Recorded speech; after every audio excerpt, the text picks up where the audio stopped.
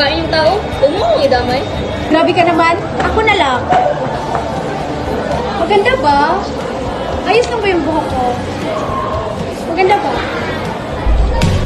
Kahit nasa panaginip lang kita, ako Kanino mo ba isi-send yan? Akala naman. Excuse me? FYI, hindi niya ako kilala. I'll post it on IG. He accepted my request! Oh my God!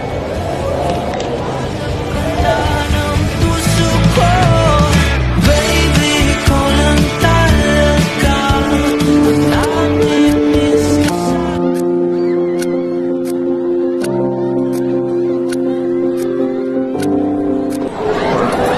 Nasaan na ba yung si Kaya?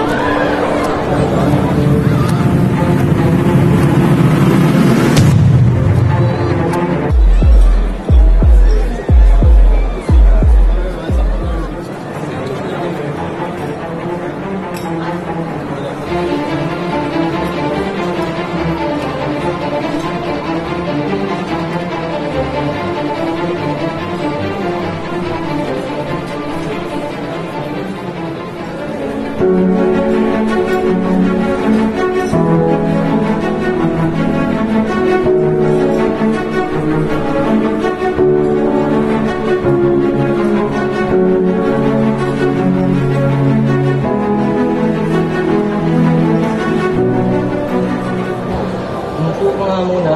Nagigising din yan.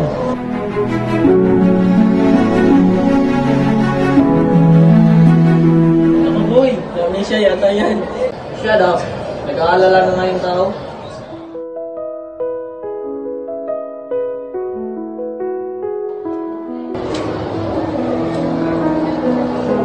Miss, are you okay? Shit! Ang pogi! I just Totoo ba to?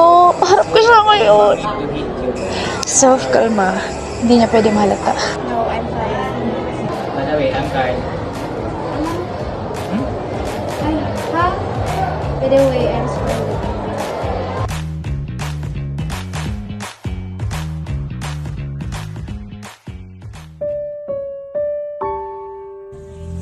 Ayaw na akong kasama?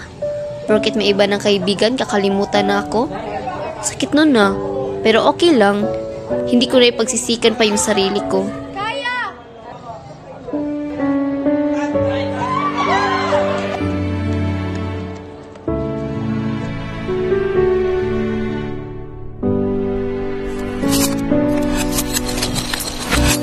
Hindi pwede to. Kailangan kong gumawa ng paraan para magkaayos kami. Yes? Anong problema? What's going on with you and Carl? Parang may kakaiba sa inyo May gusto ka sa kanya, no? I guess. I mean, he's really kind and charming. But lately, I've been thinking about Kaya a lot more. Kaya? Your best friend? Yeah, I know it sounds crazy, but being around Carl made me realize how much Kaya means to me. Not just a friend, but differently. Differently? Like romantically. I don't know, it just feels like Kaya gets me in a way no one else does. And being with Carl didn't feel the same. Does that make sense? Actually, it does. Sometimes we don't know what we want until we see what we don't want. Are you going to talk to Kaya? Tungkol sa nararamdaman mo? I don't know. I'm scared. What if it ruins our friendship? Guys, only one way to find out, Scarlett. Wala namang mawawala sa'yo kung magpapakatotoo ka lang. Definitely. Good luck, girl.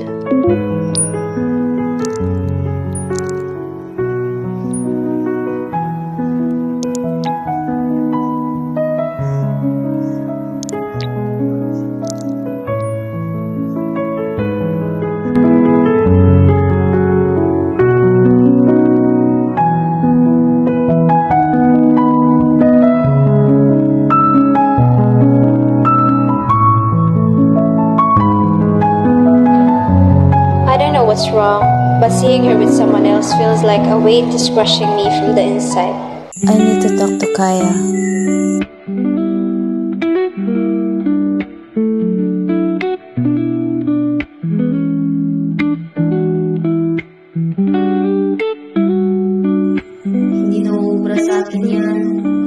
pa rin ako, no?